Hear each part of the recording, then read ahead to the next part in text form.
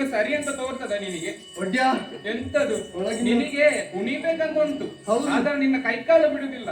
ಒಡ್ಯಾ ಎಂತ ಒಡ್ಯ?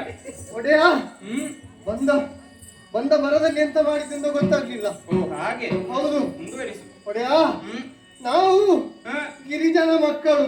ಗಿರಿಜನ? ಹೌದು. ಯಾವ ಗಿರಿಜನ? ನಾವು ತಪ್ಪಲುಗಳಲ್ಲಿ ವಾಸಿಸುವ ಗಿರಿಜನರು. ಓ ಹಾಗೆ. ಹೌದು. ಮುಂದಕ್ಕೆ ಹೇಳು. ಒಡ್ಯಾ ಎಂತದ ಒಡ್ಯ? ಒಡೆಯಾ ಹಿಂದೊಂದು ಕಾಲದಲ್ಲಿ ಭೂಮಿಯಲ್ಲಿ ನೆಹರು ಬಂದಾಗ ನೆಹರು ಬಂದದ್ದು ನೆರೆ ಬಂದದ್ದು.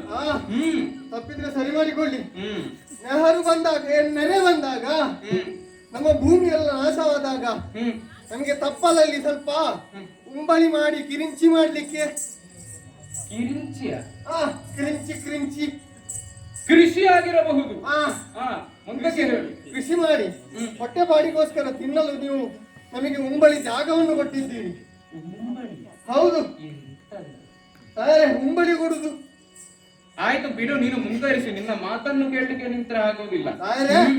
ನಾವು ನಮ್ಮ ಹೊಟ್ಟೆ ಬಾಡಿಗೋಸ್ಕರ ಹಲವಾರು ರೀತಿಯ ಕೃಷಿಯನ್ನು ಮಾಡಿ ನಾವು ಜೀವನ ಸಾಗಿಸುತ್ತಿದ್ದೆವು. ಯಾವೆಲ್ಲ ಕೃಷಿಗಳನ್ನು ಮಾಡಿದ್ದೀರಿ ರಾಯರೇ? ನಾವು ಮೊದಲಿಗೆ ನನ್ನ ಹೆಂಡತಿಯಲ್ಲಿ ಕೇಳಿದೆ. ಆಗ ಹೇಳಿದ್ಲು ನಾವು ಮೊದಲಿಗೆ ಬಾಳೆ ಕೃಷಿ ಮಾಡುವ ಅಂತ. ಮದುವೆ ಆದ ಮೇಲೆ ಬಾಳೆ ಮಾಡುವುದೇ ಅಲ್ಲಿ ನೋಡ್ಲಿಕ್ಕೆ ಅಂತದ್ದು. ರಾಯರೇ ಬಾಳೆ ಬಾಳೆ ಬಾಳೆ ಕೃಷಿ ಮಾಡುವ ಅಂತ ಹೇಳಿದ್ದು. ಅದನ್ನು ಮಾಡಿದೆವು. ಅದು ಸಾಕಾಗುದಿಲ್ಲ ಅಂತ ಅದರ ಹತ್ತಿರ ಸ್ವಲ್ಪ ಊಟ ಮಾಡ್ಲಿಕ್ಕೆ ಭತ್ತದ ಕೃಷಿ ಸಹ ಮಾಡಿದೆವು. ಒಳ್ಳೆಯದು. ಹೇಗೆ ಅಕ್ಕಿ ಸಿಕ್ಕಿದ್ದಾರೆ? ಅಕ್ಕಿ ಬಂದಿತ್ತು. ಮುಂದೆ ಕೇಳ್ತೇನೆ. ಹೇಳಿ ರಾಯರೇ, ತಿನ್ನಲೇನಾದ್ರೂ ಪದಾರ್ಥಕ್ಕೆ ಬೇಕಲ್ಲ? ಹೌದು. ಅದರ ಪಕ್ಕದಲ್ಲಿಯೇ ಸ್ವಲ್ಪ ಭಜನೆ. ಭಜನೆ? ಹೌದು. ಅದು ಒಳ್ಳೆಯ ವಿಷಯ. ಭಜನೆ ಮಾಡಿದ್ರೆ ದೇವರಲ್ಲಿದ್ದಾರಂತೆ. ಯಾವುದು? ನಗರ ಭಜನೆ, ಕುಣಿತ ರಾಯರೇ, ಹಸಿರು ಬಣ್ಣದ ಭಜನೆ, ಉಂಡೆ ಭಜನೆ, ಅದುವೇ. ಅದನ್ನು ಮಾಡಿದ್ದೆವು. ಅದರ ಹತ್ತಿರವೇ ಸ್ವಲ್ಪ ಅಲಸಂಡೆ, ತೊಂಡೆ, ಬೆಂಡೆ,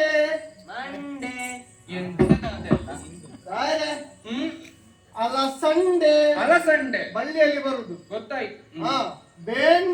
ಬೆಂಡೆಕಾಯಿ. ಹೌದು. ರಾಯರೇ, ಅದು ಸಾಕಾಗುದಿಲ್ಲ ಅಂತ ಹಣ್ಣು ಹಂಪಲುಗಳು ಮಾಡಿದ್ದೇವೆ. ಹೌದಾ? ದಾಳಿಂಬೆ, ಮೂಸುಂಬೆ.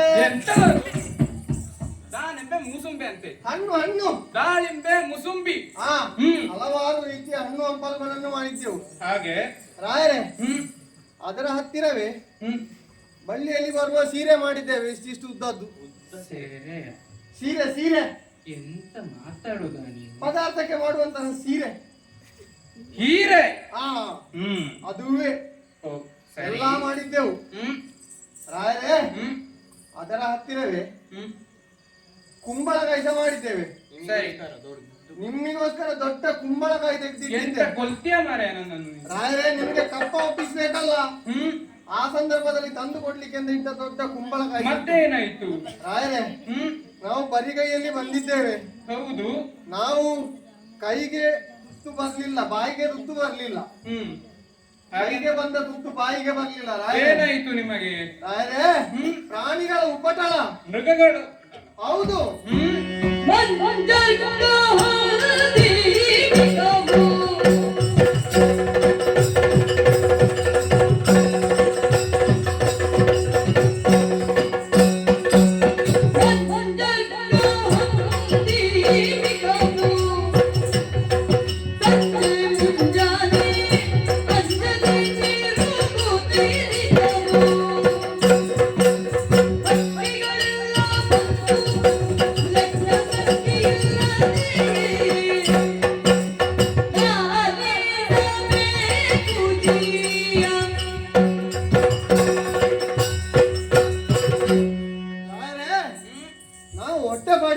ಮಾಡಿದಂತಹ ಕೃಷಿಯಲ್ಲಿ ನಾವು ಕೊಯ್ಲಿಕ್ಕೆ ಅಂತ ಹೇಳುವ ಸಂದರ್ಭದಲ್ಲಿ ಕಾಡು ಮೃಗಗಳ ದಾಳಿಯಿಂದ ನಮಗೆ ಹೊಟ್ಟೆಗೆ ಅನ್ನ ಇಲ್ಲದಾಗಿದೆ. ಹೌದಾ? ತಾಯರೇ, ಕಾಡು ಮೃಗಗಳು ಯಾವೆಲ್ಲ ಮೃಗಗಳು ಒಂದಲ್ಲ ಎರಡಲ್ಲ, ಹ್ಮ್ ಹಿಂದೆ ಸಹ ಸೊಂಡಿಲು ಮುಂದೆ ಸಹ ಸೊಂಡಿಲು, ಹಿಂದೆ ಚಿಕ್ಕ ಸೊಂಡಿಲು ಮುಂದೆ ದೊಡ್ಡ ಸೊಂಡಿಲು, ಅದಕ್ಕೆ ಎರಡು ಇಷ್ಟುದ್ದದ್ದು ಬಿಳಿಯದ್ದು ಎಂತದು ಕೊಂಬು ಕೊಂಬು. ಅದೆಂತದ?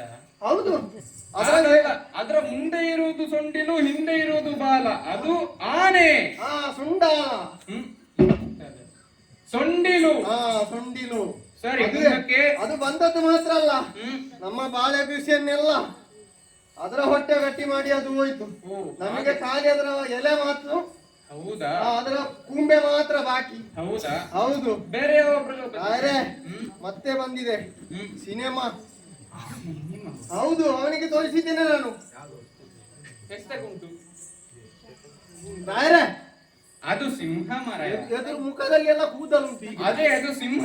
ಹಾ ಕಾಡಿನ ರಾಜ ಸಿಂಹ. ಹೌದು ಹೌದು. ಹಾ ಕಾಡಲ್ಲಿರುವಾಗ ನಿನಗೆ ಗೊತ್ತಿಲ್ಲ. ಅದೇ ಮತ್ತೆ ಬಂದಿದೆ ಹ್ಮ್ ರಾಯರೇ, ಹ್ಮ್ ದನವನ್ನು ತಿನ್ನುವ ಹುಳಿ.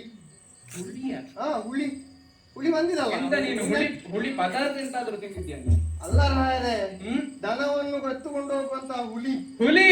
ಹಾ ಹ್ಮ್ ಅದು ಬುದ್ಧಿವಂತ ಹುಲಿ. ಏನಾಯ್ತು? ನಮ್ಮ ದನದ ಹಿಂಬದಿಯನ್ನು ಮಾತ್ರ ಕೊಂಡದ್ದು, ಹ್ಮ್ ತಲೆನಲ್ಲೇ ಬಿಟ್ಟು ಹೋಗಿದೆ.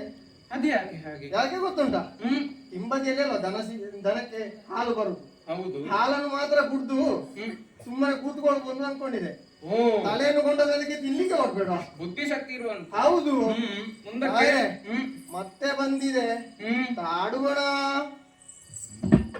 ತಾಡುಗೋಣ ನಿನಗೊಂದು. ನಾಳೆ ನಿಮ್ಮಲ್ಲೆಲ್ಲ ಹ್ಮ್ ತಾಡುಗೋಣ.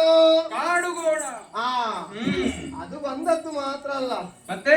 ನಮ್ಮ ಗದ್ದೆಯನ್ನೆಲ್ಲ ಪುನಃ ಕೃಷಿ ಮಾಡುವ ಹಾಗೆ ಮಾಡಿಟ್ಟು ಹೋಗಿದೆ. ಓ, ಹಾಗೆಲ್ಲ ಆಗಿದಲ್ಲ. ಹೌದು.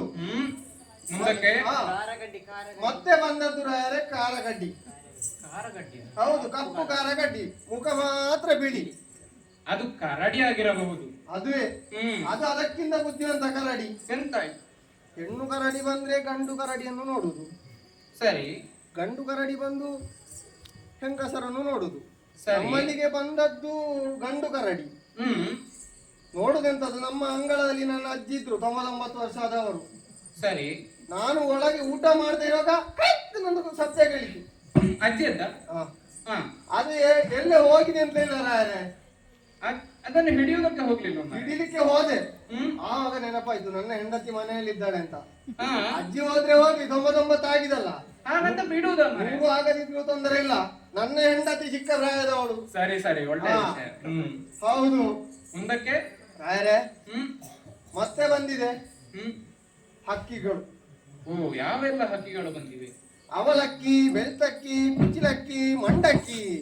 ಅದ್ಯಾವುದ ಹಕ್ಕಿಗಳು?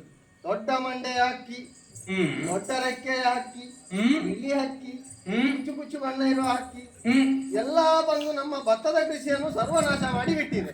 ಹೌದಾ? ಹೌದು. ಸರಿ, ನೀವೀಗ ಇಲ್ಲಿಗೆ ಬಂದ ವಿಚಾರವೇನು? ರಾಯರೇ, ಹ್ಮ್ ನಾವು ಹ್ಮ್ ಜೀವನೋಪಾಯಕ್ಕೆ ಎಂದು ಕೃಷಿ ಮಾಡಿದ್ದೆವು. ಹೌದು. ನಮಗಿಲ್ಲಿ ಇನ್ನು ಬದುಕಲು ಏನೂ ಇಲ್ಲ, ಬರೀ ಭೂಮಿ ಆಗಿದೆ, ಬಂಜರು ಭೂಮಿ ಆಗಿದೆ. ನಾವು ಇಲ್ಲಿಂದ ತೆರಳುತ್ತಿದ್ದೇವೆ. ನಮ್ಮನ್ನು ಹೇಗಾದ್ರೂ ಇಲ್ಲಿಂದ ಬಿಟ್ಟು ಬಿಡಿ.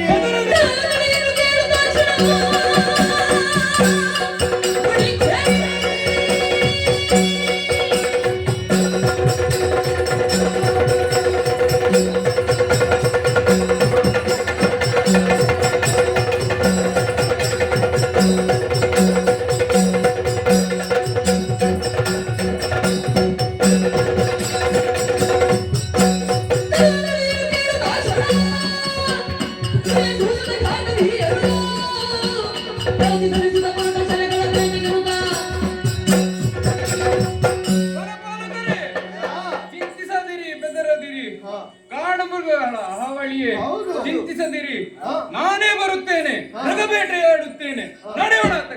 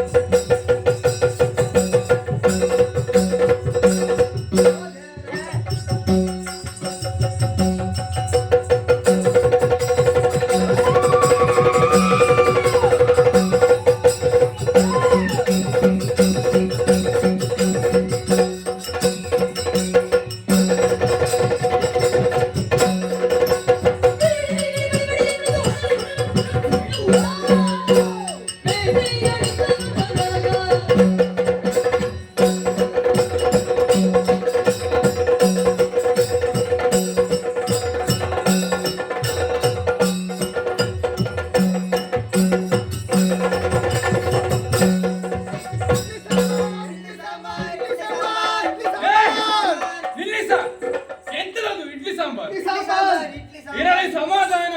ಅದೇ ವನಪಾಲಕರೇ, ಅರೆ ಹೇಗಾಯ್ತು ಮೃಗಬೇಟೆ? ಎಲ್ಲ ಸರ್ವನಾಶ ಆಯ್ತು. ಓಲಿ ಒಂದು ಈಗ ಹೋಗ್ತದ ಮತ್ತೆ ಹೋಗ್ತದ ಉಂಟು. ಅದಿರ್ಲಿ, ಹಾ. ಈಗಲೇ ಹೋದಿದ್ದಷ್ಟೇ. ಓದಿತ್ತು ಹೇಗೆ ಸಂತೋಷ ಆಯ್ತಲ್ಲ? ಬಹಳ ಸಂತೋಷ. ರಾಯರೇ ಹ್ಮ್ ಏನು ಮಾಡುದು? ನಾವಿನ್ನು ಪುರದತ್ತ ನಡೆದರೆ ಹೇಗೆ? ರಾಯರೇ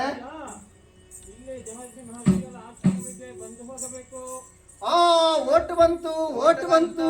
ಏ ಆ ಎಂತದು ಓಟು ಬಂದದ್ದು? ಓಟ್ ಬಂತು, ಓಟು. ಒಟ್ಟು ಆ ಕೇಳಿಸಿತಲ್ಲ ಒಟ್ಟುವಿನ ಕರೆಯನ್ನು. ಹೌದೌದು. ಇಲ್ಲೇ ಜಮದಗ್ನಿ ಮಹರ್ಷಿಗಳ ಆಶ್ರಮ ಇದೆ ಅಂತೆ. ಹಾ ನಡೆಯೋಣತೆ. ಸರಿ.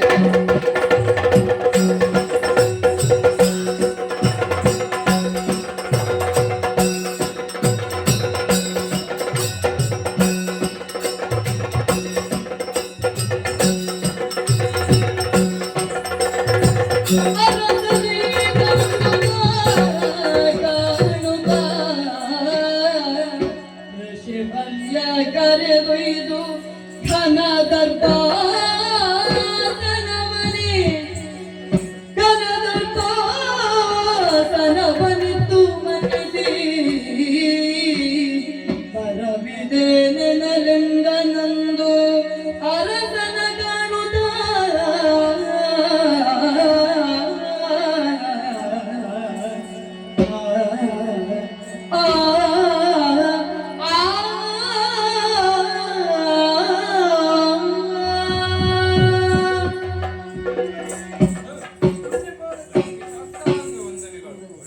ನಾವೆಲ್ಲರೂ ಅಡ್ಡ ಬಿದ್ದವರಿದ್ದೇವೆ. ನಮಗೂ ಆಶೀರ್ವಾದವನ್ನು. ಮಹಾರಾಜ, ನಿನಗೆ ಶುಭವಾಗಲಿ. ನಿನ್ನ ನಡತೆ ರೀತಿ ನೀತಿಗಳನ್ನು ನೋಡಿದಾಗ ಒಳ್ಳೆಯ ಕುಲದಲ್ಲಿ ಹುಟ್ಟಿದವ, ಒಂದು ರಾಜ್ಯದ ಅರಸ ಎಂಬುದಲ್ಲಿ ಸ್ಪಷ್ಟ. ಹಾಗಾಗಿ ಇವರೆಲ್ಲ ಯಾರು, ನೀನು ಯಾರು ಹೇಳುಯಾ?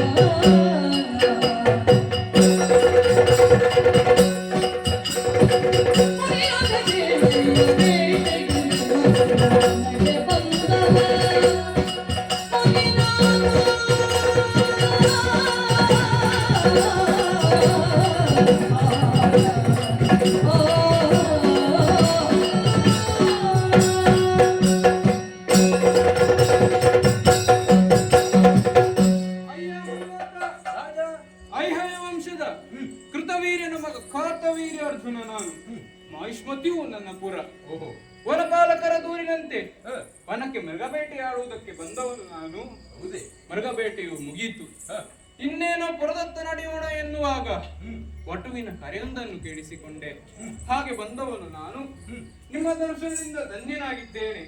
ನಮ್ಮನ್ನು ಹರಸಿ ನಮ್ಮ ಪುರಕ್ಕೆ ಕಳುಹಿಸಬೇಕಾಗಿ ಶಿರಬಾಗಿ ಕೇಳಿ.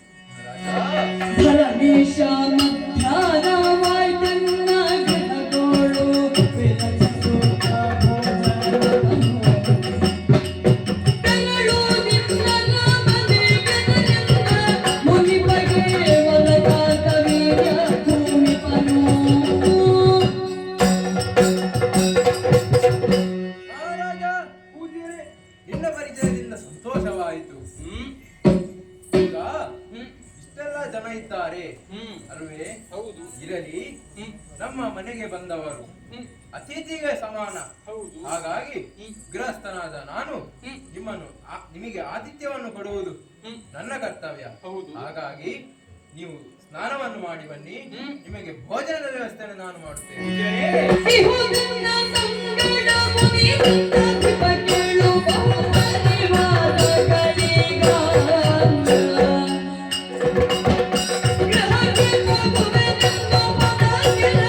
Thank you.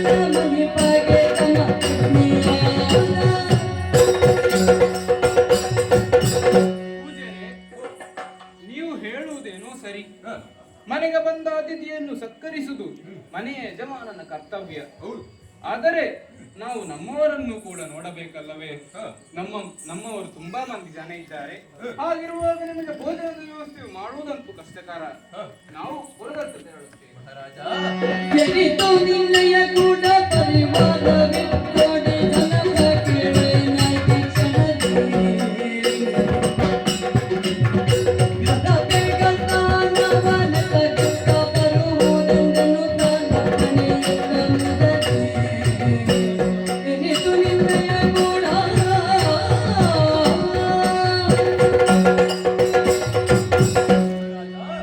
ನಿಮ್ಮಲ್ಲಿ ಎಷ್ಟೇ ಜನ ಇರಲಿ ಅವರಿಗೆ ಊಟದ ವ್ಯವಸ್ಥೆಯನ್ನು ನಾನು ಮಾಡುತ್ತೇನೆ. ಹೋಗಿ ಸ್ನಾನ ಮಾಡಿ ಬನ್ನಿ. ಮುನಿವರೇರಿ, ನಿಮ್ಮ ಮಾತಿನ ಹಾಗೆ ನಡೆಯುತ್ತೇನೆ. ಏ ವನಪಾಲಕರೇ, ಯಾರೇ? ಹೇಗೆ ಸ್ನಾನ ಮಾಡುವುದಕ್ಕೆ ಹೋಗುವುದ? ಬ್ರಾಹ್ಮಣರ ಮನೆಯಲ್ಲಿ ಬಚ್ಚಲು ಕೋಣೆ ಉಂಟ.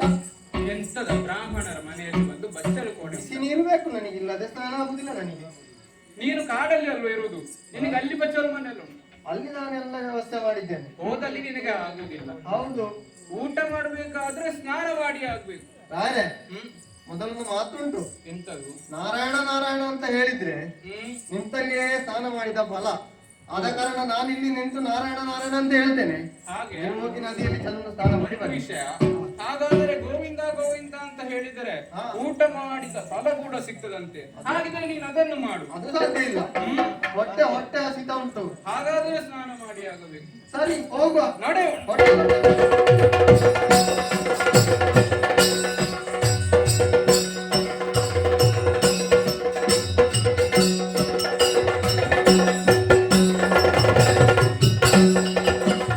ಆಹಿದೇನ ಚರ್ಯವೆನ್ನಯ ಆಹಿದೇನ ಚರ್ಯವೆನ್ನಯ ಸೈನ್ಯಕ್ಕೆ ನಿಮಿಷ ಮಾಡಲಿ. ಮಹಿಳದಿಂದ ನಿಂತಿದ್ದನು ನೋಡೆ ಮೈಯ ಮರನೋ. ಆಹಾ, ಎಂತಹ ರುಚಿಕರವಾದ ಭೋಜನ. ಹಾ. ಎಂತ ಎಂತದು? ಪರಿಮಳ, ಎಂತ ಪರಿಮಳ. ಎಂತದದು ಎಡದ ಕೈಯಲ್ಲಿ ಎಲ್ಲ? ಇದು ಎಡದ ಕೈ ಅಲ್ಲ ರಾಯರೇ. ಹ್ಮ್ ಊಟ ಮಾಡಿ ಕೈ ತೊಳೆಯುವಾಗ ಎರಡು ಕೈಯನ್ನು ಸೂಚಿತೇನಲ್ಲ, ಓ ಬಲದ ಕೈಯ ಪರಿಮಳ ಎಡದ ಕೈಗೆ ಬಂದದ್ದು. ಹಾಗೆ ಪರಿಮಳ ನೋಡಿ. ಹೇ. ನಿನ್ನ ಎಡದ ಕೈ ರಾಯರೇ, ಅಷ್ಟು ಪರಿಮಳ ಬ್ರಾಹ್ಮಣರ ಭೋಜನ. ಹಾಗೆ ಹೇಳು. ರಾಯರೇ, ಬಹಳ ರುಚಿಕರವಾದಂತಹ ಭೋಜನ. ಹೌದು. ರಾಜನಾದ ನಾನು ಇಲ್ಲಿಯವರೆಗೂ ಇಂತಹ ಊಟವನ್ನೇ ಮಾಡಲಿಲ್ಲ. ಹೌದು. ಇಲ್ಲಿ ಸಹ ಬೆಂಕಿ ಬಿದ್ದದ್ದು ಕಾಣುದಿಲ್ಲಲ್ಲ ಮನೆಗೆ. ಬೆಂಕಿ ಬಿದ್ದದ್ದ? ಮನೆಗೆ ಬೆಂಕಿ ಬಿದ್ದ? ರಾಯರೇ, ಹ್ಮ್ ಅನ್ನ ಮಾಡ್ಲಿಕ್ಕೆ ಸಾಂಬಾರು ಮಾಡ್ಲಿಕ್ಕೆ ಬೆಂಕಿ ಹಾಕ್ತಾರಲ್ಲ, ಹೌದು. ಎಲ್ಲಿ ಸಹ ಕಾಣುದಿಲ್ಲಲ್ಲ ಹೊಗೆ ಹೋಗುದು. ಎಲ್ಲವೂ ಆಶ್ಚರ್ಯ ಎನ್ನಿಸುತ್ತಾ ಇದೆ. ಹೌದು. ಅರೆ ಕ್ಷಣದಲ್ಲಿ ಹಾ. ನಮಗೆಲ್ಲರಿಗೂ ಊಟದ ವ್ಯವಸ್ಥೆ ಮಾಡಬೇಕಾದರೆ ಹೌದು. ರಾಜನಾದ ನನಗೂ ಕಷ್ಟಕರ ಸಾಧ್ಯ ಇಲ್ಲ. ಎಂದು ತೋರುತ್ತಾ ಇದೆ. ಹೌದು. ಆಗಿರುವಾಗ ಇದು ಹೇಗಾಯಿತು? ಹಾ. ಇಲ್ಲೆಲ್ಲಿಯೂ ಬೆಂಕಿ ಹಾಕಿದಂತ, ಒಲೆ ಉರಿಸಿದಂತ ಲಕ್ಷಣವೂ ಕಾಣಿಸುವುದಿಲ್ಲ. ಕಾಣುದಿಲ್ಲಲ್ಲ. ಯಾಕೆ? ರಾಯರೇ, ಅನುಮಾನ ಯಾಕೆ? ಒಂದು ವಿಚಾರಿಸಿ ನೋಡಿ. ಹೌದಲ್ಲ ಹಾ. ಪೂಜರೇ? ಮುನಿ ಪರಲಾಲಿಸು ಕ್ಷಣ ಮಾತ್ರದೊಳು.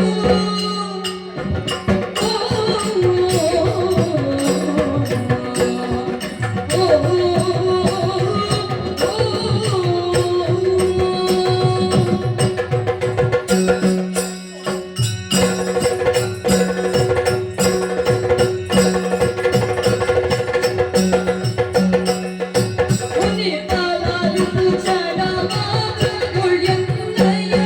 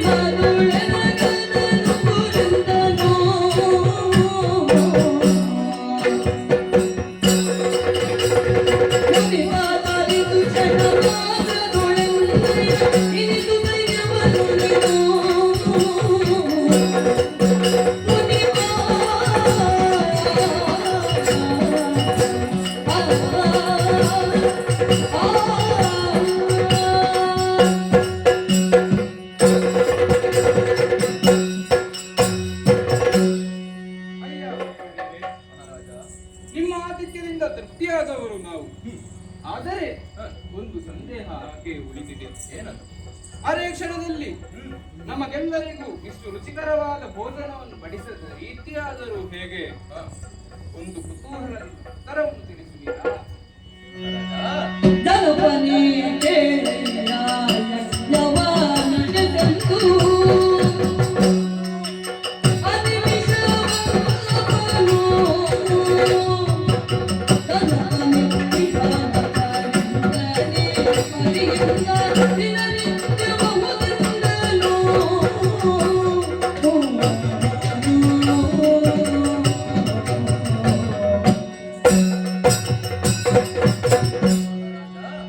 ಇಷ್ಟು ಮಂದಿಗೆ ಊಟದ ವ್ಯವಸ್ಥೆ ಹೇಗಾಯಿತು ಎಂದು ಸಂದೇಹವೇ. ಅಂದೊಮ್ಮೆ ನಾನು ಸ್ವರ್ಗಲೋಕಕ್ಕೆ ಯಾಗ ಮಾಡಲು ಹೋಗಿದ್ದೆ. ಯಾಗದ ಸಂತೃಪ್ತಿಯಿಂದ ಇಂದ್ರದೇವನು ನನಗೆ ಕಾಮಧೇನುವಿನ ಮಗಳಾದಂತ ಶಬಲೆ ಅಥವಾ ನಂದಿರಿಯನ್ನು ಉಡುಗೊರೆಯ ರೂಪದಿಂದ ಕೊಟ್ಟನು. ಅವಳ ಶಕ್ತಿಯಿಂದಾಗಿ ಇಷ್ಟೆಲ್ಲ ಇದನ್ನು ಮಾಡಿಟ್ಟಿದ್ದೇನೆ. ಕಾಮಧೇನುವಿನ ಮಗಳಿಂದ ಇಷ್ಟೆಲ್ಲ ಐತೆ.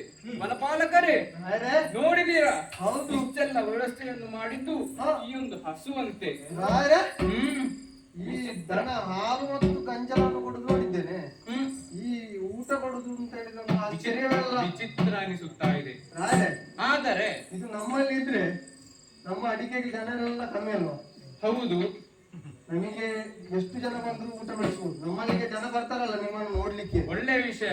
ಹಾ. ಅರಮನೆಯಲ್ಲಿ ನನ್ನನ್ನು ಕಾಣಲು ಬರುವವರು ತುಂಬಾ ಮಂದಿ ಜನ ಇದ್ದಾರೆ. ಮತ್ತೆ? ಅವರಿಗೆ ಊಟೋಪಚಾರದ ವ್ಯವಸ್ಥೆ ಮಾಡುವುದಂತೂ ಕಷ್ಟಕರ. ಹೌದು ಹಾಗಿರುವಾಗ ಇಂತಹ ಒಂದು ಹಸು ನಮ್ಮಲ್ಲಿದ್ದರೆ ಹೇಗೆ? ಹೌದು. ಬೇಕಾದ ವ್ಯವಸ್ಥೆಯನ್ನು ಮಾಡಬಹುದು. ಖಂಡಿತ. ಒಂದು ವಿಷಯ, ಹಾ. ಇವರಲ್ಲಿ ಕೇಳುವುದಾದರೂ ಹೇಗೆ? ಹೇಳಿ. ಆದರೆ ಒಂದು ವಿಷಯ, ಹಾ. ದೇವಲೋಕದಲ್ಲಿ ದೇವೇಂದ್ರ ಹೇಗೆಯೋ ಹಾ. ಹಾಗೆಯೇ ಚಕ್ರವರ್ತಿಯಾದ ನಾನು. ಹೌದು. ಪ್ರಜೆಗಳ ಸಂಪತ್ತು ಹಾ. ರಾಜನಿಗೆ ಸೇರಿದ್ದು. ಮತ್ತೆ ಹಾಗಾಗಿ ಕೇಳಿ ನೋಡುವಲ್ಲ, ಕೇಳುವ. ಸಾಮದಿಂದ ಕೇಳುವ, ಕೇಳುವ, ಕೊಡದಿದ್ರೆ ವಿಕ್ರಯ ಮಾಡುವ, ಮಾಡುವ, ಅದು ಇಲ್ಲ ಅಂತ ಅಂದ್ರೆ ಸೆಳೆದುಕೊಳ್ಳುವ. ಏನಿಂತ ಕೇಳಿ ನೋಡುವಲ್ಲ. ಕೇಳಿರೆ ಮುನಿವರಿಯೇ, ಪ್ರಜೆಗಳ ಸುವಸ್ತು ರಾಜನ ಭಂಡಾರಕ್ಕೆ ಸೇರಿದ್ದು. ಆದ್ದರಿಂದ ಕೇಳುತ್ತಾ ಇದ್ದೇನೆ, ಈ ಹಸುವನ್ನು ನನಗೆ ಕೊಡು. ಮಹಾರಾಜ, ಈ ಗೋವನ್ನಂತೂ ಕೊಡ್ಲಿಕ್ಕೆ ಆಗುದಿಲ್ಲ. ಪರರ ವಸ್ತುವನ್ನು ಕೇಳುವುದು ತಪ್ಪಲ್ವಾ?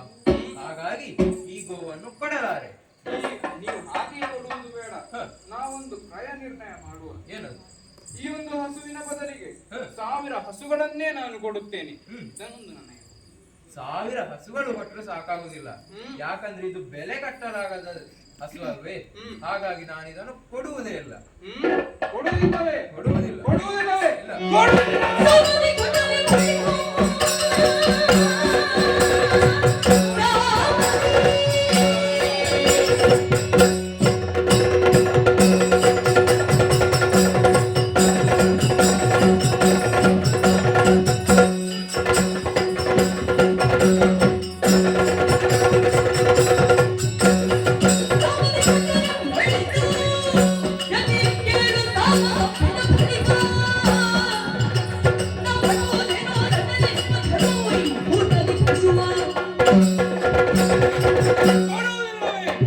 ಮಹೇಶ್ಪತಿಯಾದ ಕರ ಜೋಡಿಸಿ ಶಿರಬಾಗಿ ವಿನಯದಿಂದ ಈ ದೇನುವನ್ನು ಕೇಳಿದರೆ ನನ್ನ ಮಾತಿಗೆ ಧಿಕ್ಕಾರವೇ? ಬಿಡಲಾರೆ ಬಿಡಲಾರೆ, ಇದನ್ನು ಸೆಳೆದುಕೊಂಡು ಹೋಗುವೆ. ತೊರೆದು ಕೋಪವ ಶಾರನು ಕೋಪನಾಗಿರಲಿಲ್ಲ. ಅರಸನಿಂದಿ ತೆರೆದೆ ಕರಣಿಸದು ಕಾರ್ಯವಿರಚಿತಗಿರ್ಲಿಕ್ಕೆ ವದ ಬಿಟ್ಟ ದ್ರೋಹದಲ್ಲಿ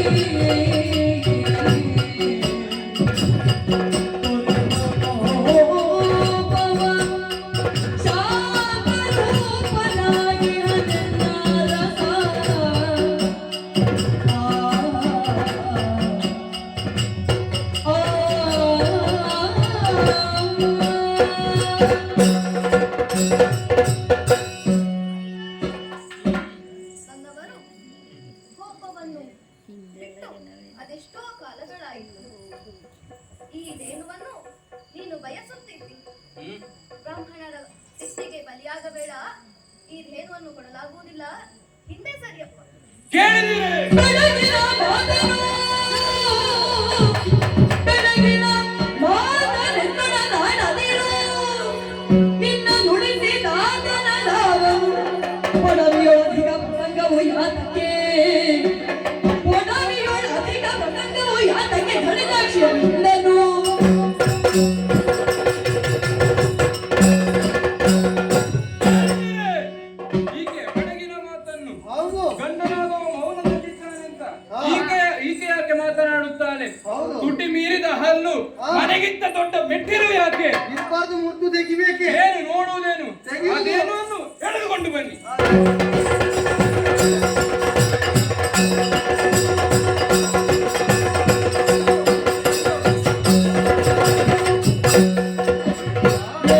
ಸಗಲಿನ ಶಿವ ಶಿವ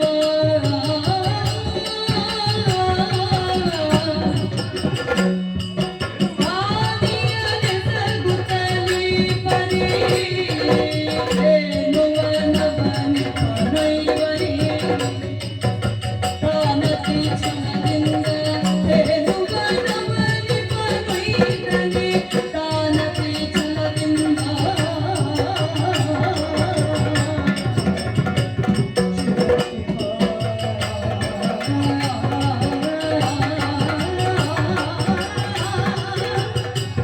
ಶಿವ ಶಿವ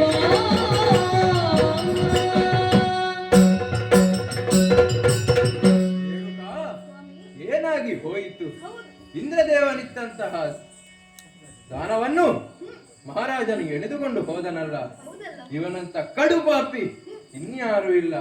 ಆದರೆ ರೇಣುಕಾ, ಏನು ಮಾಡುವುದು ಏನು ಮಾಡುವುದು? ಈ ದೈವ ಚಿತ್ತ ಕಾಂತನಾಗಿ ನಾನು ಮೋಹನಾಧನ ಬೀಳ್ಕೊಂಡು ರಾಮ ತನ್ನ ದಾತ ಮಾತೆಯ ಜೀವ ಭಗರಿಯ ಒಂದು ಜನಕ ನನಗೆ ನಮಿಸಿ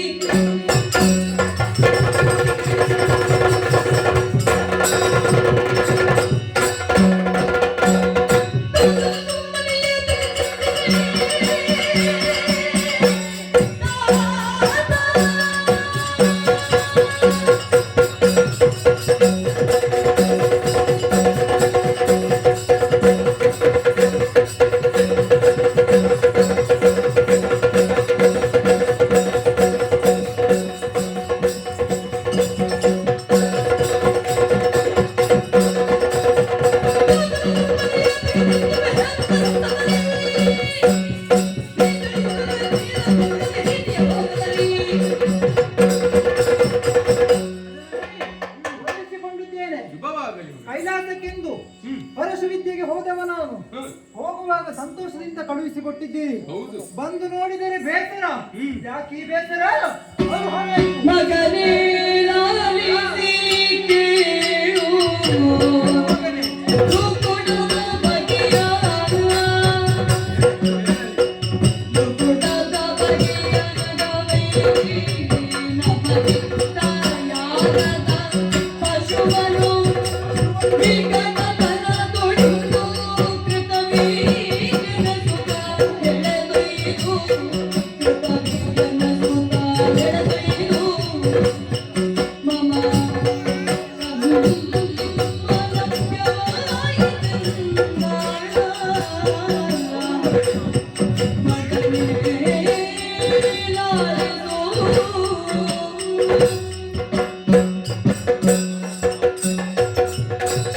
ಮಗನೇ, ನಿನ್ನನ್ನು ನೋಡಿ ಸಂತೋಷವಾಯಿತು. ಹ, ಆದರೆ ನಮ್ಮ ದುಗುಡವನ್ನು ಏನೆಂದು ಹೇಳಲಿ?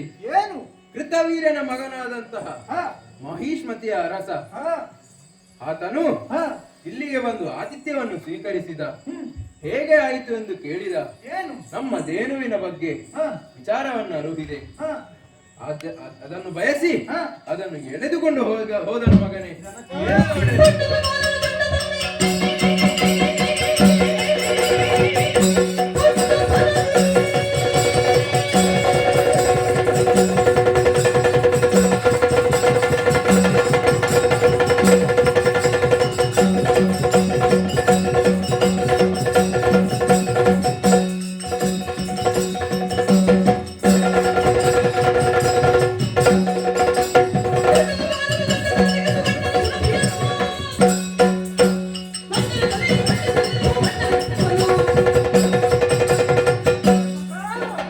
ಮಹಿಷ್ಮತಿಯ ಅರಸ ಆಶ್ರಮಕ್ಕೆ ಬಂದವನು ಹ. ದೇವವನ್ನು ಕರೆದೊಯ್ದಾನೆ. ಹೌದು ಮಗನೇ. ಆ ದೇವವನ್ನು ನಾನು ರಕ್ಷಿಸುತ್ತೇನೆ. ಹ. ಹೊಡೆಯಪ್ಪ. ತರಲಾರಿಸಿ ಕೇಳು ಮೊದಲು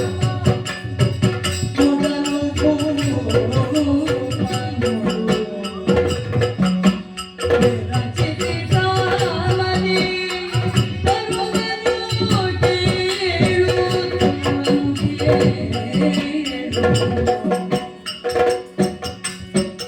ತರಲಾರಿಸು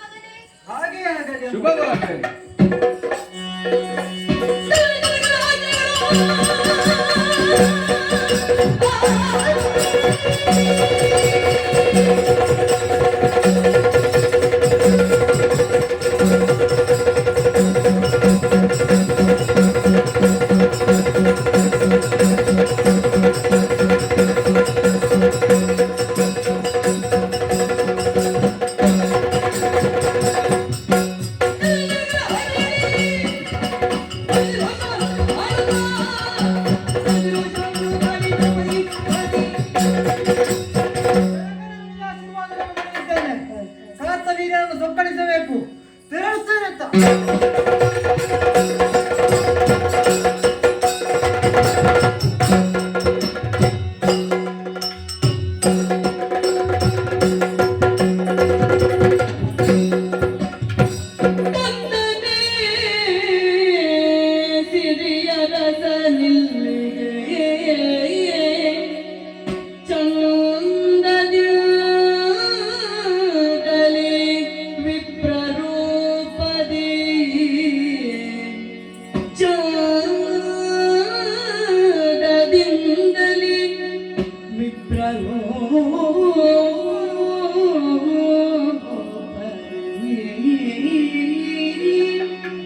ಹಿಂದೆ ಚಕ್ರದ ಗರ್ಭವ ಹರಿಸುವಿನಿಂದ ಮಾತಿಂಗೆ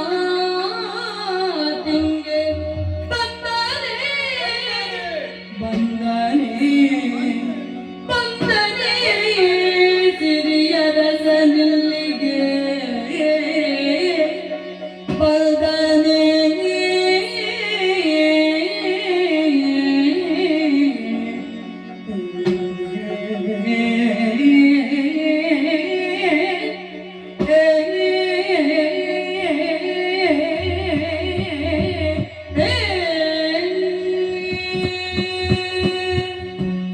ಬಂದನೆ ಬಂದನೆ ಬಂದನೆ ಶ್ರೀನಿವಾಸ ಬಂದನೆ. ಬಹಳ ದಿನಗಳಿಂದ ಕಾಯುತ್ತಿದ್ದ ಸಮಯವೂ ಈಗ ಹತ್ತಿರ ಬಂದಿದೆ. ನಾನು ಮಾಡಿದ ಪ್ರಾರ್ಥನೆ, ನಾನು ಮಾಡಿದ ಸೇವೆ ಈಗ ಕೈಗೂಡುತ್ತಾ ಇದೆ. ನನ್ನ ಸ್ವಾಮಿಯ ದರ್ಶನದ ಸಮಯವೂ ಸನ್ನಿಹಿತವಾಗಿದೆ. ನಾನು ಯಾರು ಏನು ಎಂಬುದನ್ನು ಅರಿತುಕೊಂಡವನಿದ್ದೇನೆ. ಭಗವಾನ್ ಶ್ರೀಮನ್ನಾರಾಯಣ ಕರದಲ್ಲಿ ರಾರಾಜಿಸುವ ಸುದರ್ಶನ ಚಕ್ರನಾಗಿ ನಾನಿದ್ದೆ. ಅಹಂಕಾರದಿಂದ ಮೆರೆದೆ. ಶಾಪಗ್ರಸ್ತರಾದ ನಾನು ಕರ್ಮಭೂಮಿಯಲ್ಲಿ ಜನಿಸಿದೆ. ಈಗ ಮೋಕ್ಷ ಪ್ರಾಪ್ತಿಯಾಗುವ ಸಮಯವು ಬಂದಿದೆ. ಬಂದನೆ ಸಿರಿಯರಸ, ಬಂದನೆ ಬಂದನೆ.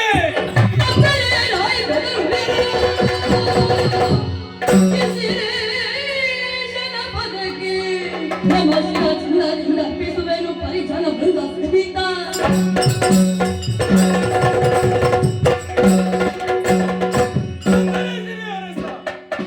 ಬಂದರೆ ಬಂದರೇನಾಯಿತು? ಬೆದರುವವನಲ್ಲ. ಮರಣದ ಭಯವೇ ಇಲ್ಲವೇ ಇಲ್ಲ. ಕ್ಷತ್ರಿಯನಾಗಿ ಸತ್ತರೆ ಮಾತ್ರ ಈ ಜನ್ಮಕ್ಕೆ ಬೆಲೆ ಇರುವುದು. ಆದ್ದರಿಂದ ಯಾರಲ್ಲಿ ಹೋರಾಟ?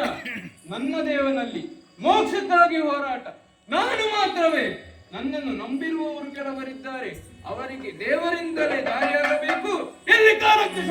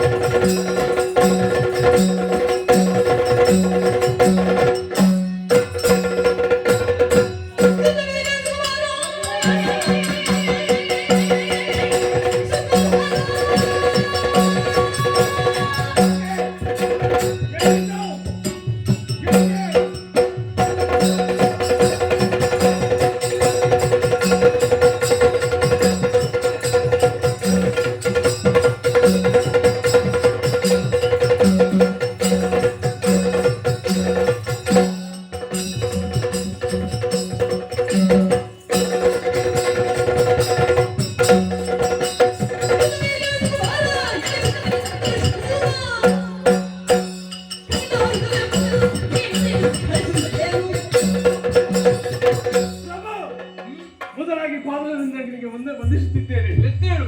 ಕಾಲಾಜ ಶತ್ರಜಿತು ಇತ್ತ ಕಡೆ ಬರಲಿ ಎಂದು ದೀರ್ಘ ಕರೆಯುತ್ತೀರಿ. ಯಾಕೆ ಕರೆದ್ರಿ? ಕಾರಣ ಏನು?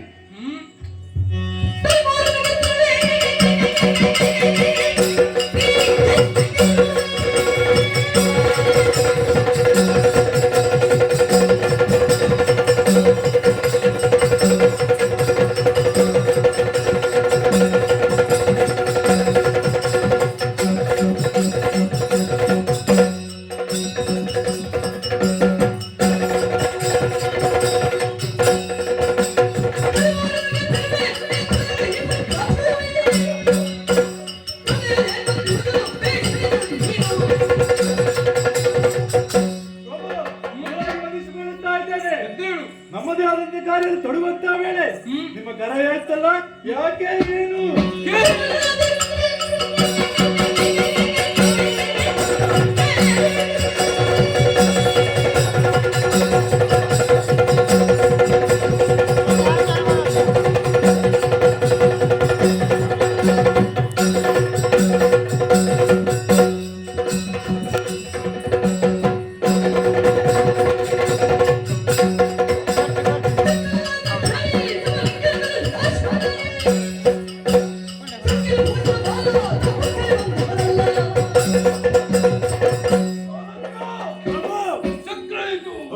ನನ್ನ ಮಾತನ್ನು ಕೇಳಿ.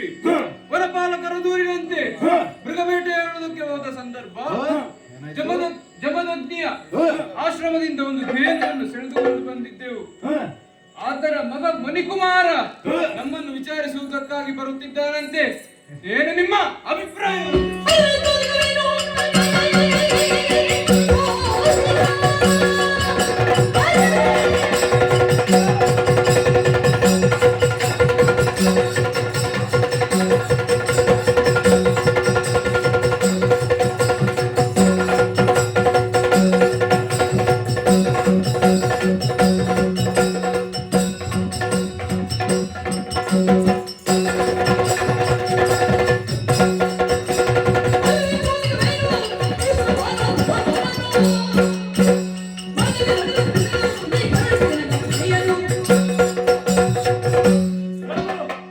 ಚಿಂತೆ ಬಿಡು, ನಾವಿದ್ದೇವೆ.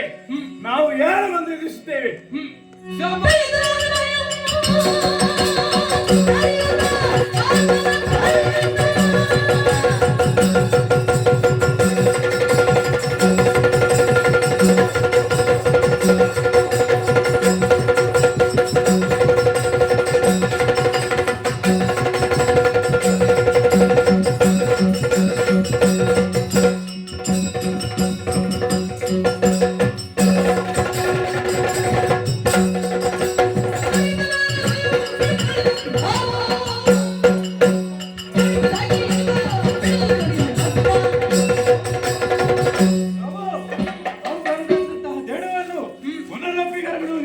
ಯಾರು ಬಂದರೆ ಅವ್ರು ನಾವು ನೋಡಿಕೊಳ್ತೇವೆ. ಕೊಡಿ ಅಪ್ಪಣೆ. ನಿಮ್ಮ ಮಾತುಗಳನ್ನು ಕೇಳಿ ಸಂತೋಷವಾಯಿತು. ಸೇನೆಯನ್ನು ಅರ್ಧತಂತ್ರದ ರೂಪದಲ್ಲಿ ಸಿದ್ಧಪಡಿಸಿರಿ.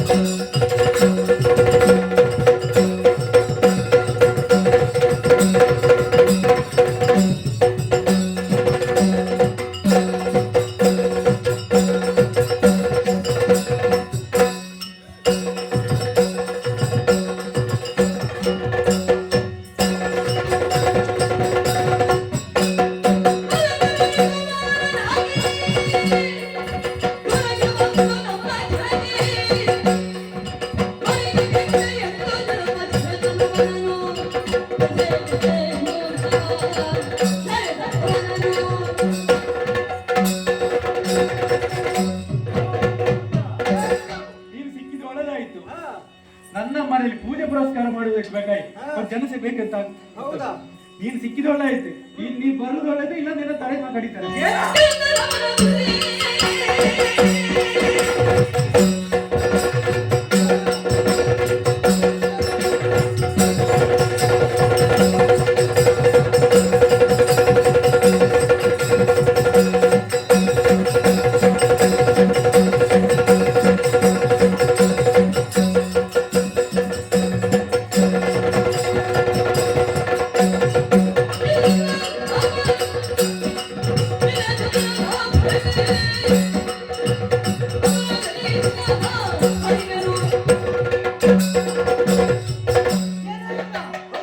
ನಿನಗೆ ಇದು ಆಗುದಿಲ್ಲ. ನೀನು ಯಾವುದಿದ್ದರೂ ಉಡುಗೆ ತೊಡುಗೆಯನ್ನು ಕಟ್ಟಿಲ್ಲ ಮಾತ್ರ ಸೀಮಿತ. ಇದು ಕೈಯಲ್ಲಿ ಹಿಡಿದಿದ್ದೇನೆ ಬರಸು, ತೆಗೆಯುತ್ತೇನೆ ಶಿರಸು.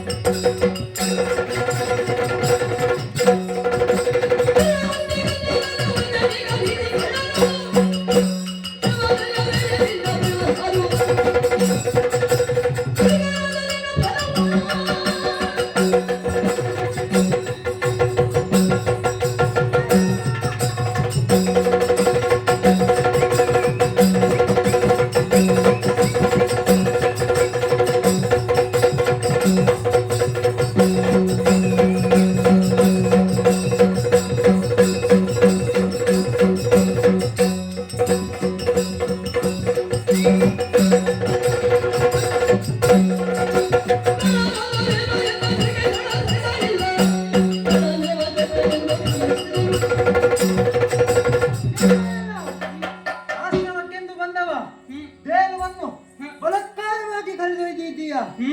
ಇದು ಸಾರಿ ಹೇಳುತ್ತಾ ಇದ್ದೇನೆ, ಬಿಟ್ಟು ಕೊಟ್ಟರೆ ಲೇಸು, ಇಲ್ಲವಾದರೆ ನಿನ್ನ ಸಾವು ಖಚಿತ.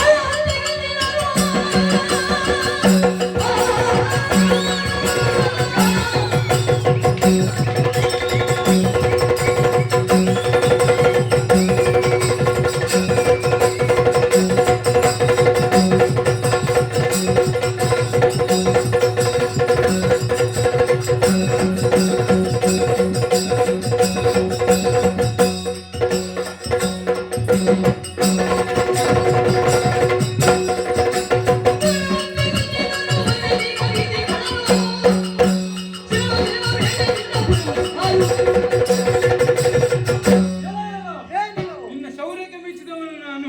ಕಾಡಲ್ಲಿ ಬೆಳೆದಂತಹ ಬಡ ಬ್ರಾಹ್ಮಣ ವೇಣುವನ್ನು ಕೊಂಡು ಹೋಗುವುದಕ್ಕಾಗಿ ಬಂದೆಯ. ಹೌದು. 3 ಲೋಕವನ್ನು ಗೆದ್ದಂತಹ ನನ್ನಲ್ಲಿ ನಿನ್ನ ಪೌರುಷ ನಡೆಯದು, ಸಾಮರ್ಥ್ಯ ಉಂಟಾ?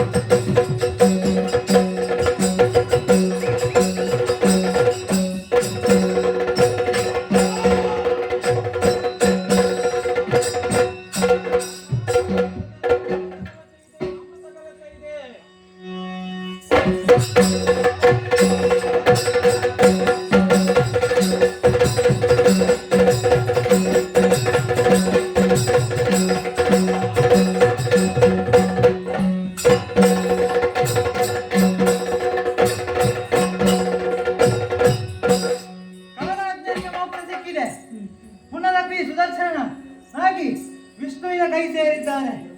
ಆದರೆ ಏನು ಸಂದೇಶ ಅಂತ ಹೇಳಿದ್ರೆ, ತನ್ನತನವನ್ನು ಬಿಟ್ಟು ಅಹಂಕಾರದಿಂದ ಮೆರೆದರೆ ದೇವರು ನೋಡಿಕೊಳ್ಳುತ್ತಾನೆ ಎನ್ನುವುದಕ್ಕೆ ಇದೇ ಸಾಕ್ಷಿ. ಇದು ಹೇಳುವುದು ಏನಂತ ಹೇಳಿದ್ರೆ, ದೇವರಿಗೆ ಮನವಿ ಮಾಡುವವರು ಯಾರಂತ ಹೇಳಿದ್ರೆ ಅದು ಬ್ರಾಹ್ಮಣರು. ಅವರನ್ನು ನಾವು ಯಾವಾಗಲೂ ಭಕ್ತಿ ಗೌರವದಿಂದ ಕಾಣಬೇಕೆ ಹೊರತು ಅವರನ್ನು ದೂಷಿಸುವುದು ಸರಿಯಲ್ಲ. ಹಾಗೆಯೇ ಗೋಮಾತೆಯೇ ನಮ್ಮ ರಕ್ಷಣೆ. ನಾವು ಗೋಮಾತೆಯನ್ನು ರಕ್ಷಣೆ ಮಾಡಿದಂತಾದ್ರೆ ಧರ್ಮ ನಮ್ಮನ್ನು ರಕ್ಷಣೆ ಮಾಡ್ತದೆ. ಇಲ್ಲಿಗೆ ಈ ಕಥೆ ಮುಕ್ತಾಯಗೊಂಡಿದೆ. ಯಾರು ಆಟ ಆಡಿಸಿದ್ದಾರೋ, ಯಾರು ನೋಡಿದ್ದೀರೋ, ಆಟ ಆಡಿದವರಿಗೂ ಈ ಸ್ಥಳದಲ್ಲಿ ನೆಲೆಸಿರುವಂತಹ ದೈವ ದೇವರುಗಳು ಕರುಣಿಸಲಿ ಅಂತ ಹೇಳುತ್ತಾ ಕತೆಗೆ ಮಂಗಲವನ್ನು ಹಾಡುವರೆ ಭಾಗವತರಲ್ಲಿ ಹೇಳುತ್ತಾ ಇದ್ದೇನೆ. ಭದ್ರಂ ಶುಭಂ ಮಂಗಲಂ. ಶ್ರೀಕರಸಿ ಜನೇಂದ್ರಿಯರು ಕೋಶತಿ ನಟಿತರು ತವರು ಮೂರು ಸಾಕ್ಷತೆಯಿಂದ ಬೆದೆಯ ಕಳೆದು ಕಿಡಿಗೆ ಮುದರಿ